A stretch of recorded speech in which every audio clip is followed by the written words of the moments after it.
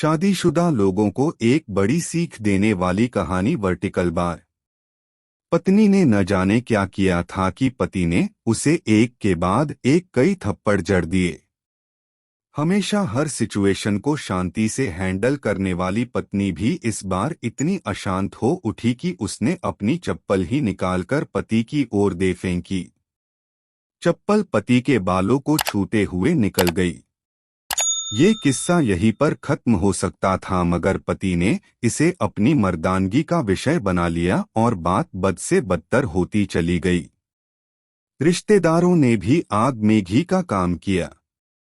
किसी ने कहा, जो औरत अपने पति को चप्पल से मार सकती है वो ना ही तो वफादार हो सकती है और ना ही पतिव्रता। ऐसी औरत परिवार ही नहीं पूरे समाज पर कलंक की तरह है। बीवी के पक्ष वाले कहाँ पीछे रहने वाले थे।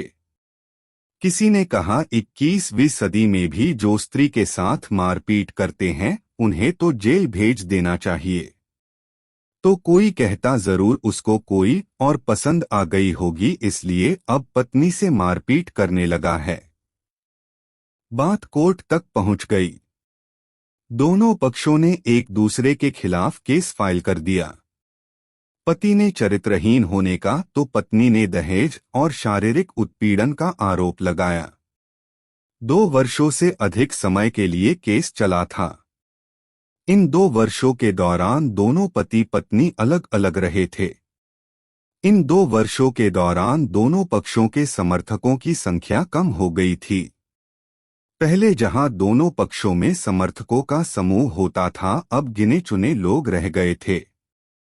पति और पत्नी दोनों की आर्थिक स्थिति भी इस समय के दौरान नीचे गिर चुकी थी। जिन्हें वो अपना शुभचिंतक समझ रहे थे, पैसों की बात आते ही उन्होंने भी अपना पलड़ा झाड़ लिया था। अगर कोई देने को राजी भी हुआ तो मोटे ब्याज की शर्त पर। आखिरकार वही हुआ जो सब चाहते थे, डाइवोर्स। हर कोई खुश था, दोनों पक्षों के रिश्तेदार, उनके माता पिता और दोनों के वकील। लेकिन 5 साल की सुखद शादी और एक सुंदर बेटी होने के बाद मिले इस डाइवोर्स से पत्नी मूक थी और पति शांत। शायद ये एक इत्तेफाक ही था कि इस खुशी को मनाने के लिए दोनों पक्ष के लोग एक ही चाय की टपरी पर बैठे, आमने सामने। इत्तेफाक इसलिए क्योंकि ज्यादातर लोग जो एक दूसरे के विरोध पक्ष को सपोर्ट कर रहे थे वे एक दूसरे को अच्छे से जानते भी नहीं थे। पति पत्नी भी इन सभी से दूर एक दूसरे के सामने मेज पर बैठे। पत्नी ने पति से कहा, अब तो खुश होगे ना, तुम्हारे मन की जो हुई है मुबारक हो। तुम भी तो आज जीत गई हो। मुझसे तलाक तो तुम्हें भी मिल गया है। कॉन्ग्रेचुलेशंस टू यू टू, पति ने कहा।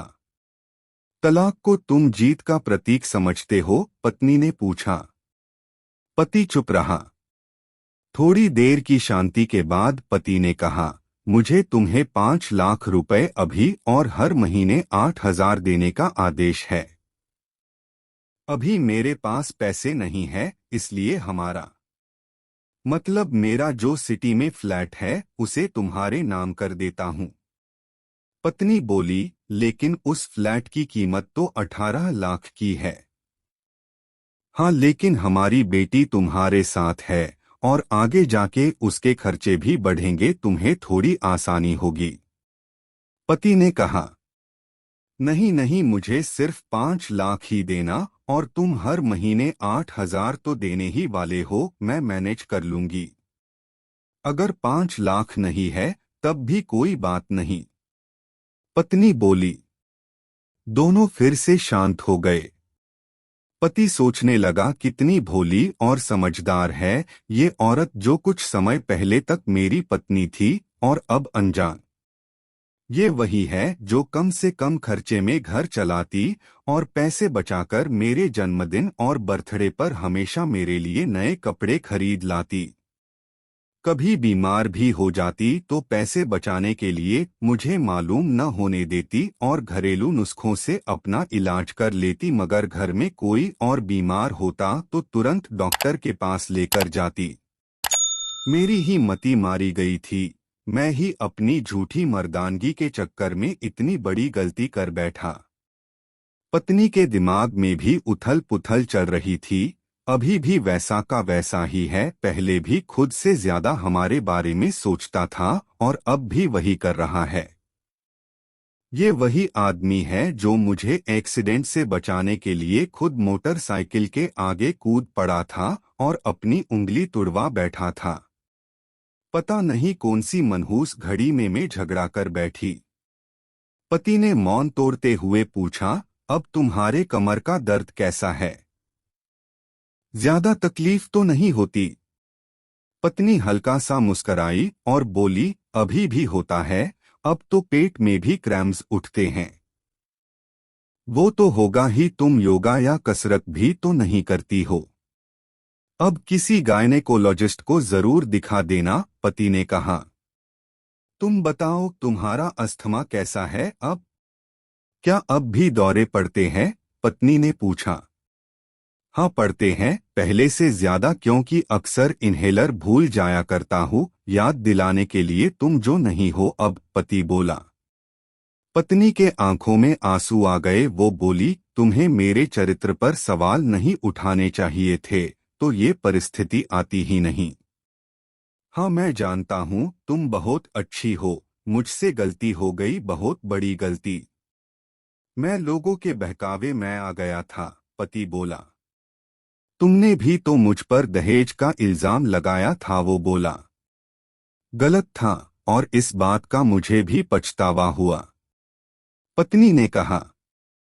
पति कुछ कहना चाह रहा था लेकिन हिचकिचा रहा था। पत्नी ने पूछा, कुछ कहना चाहते हो?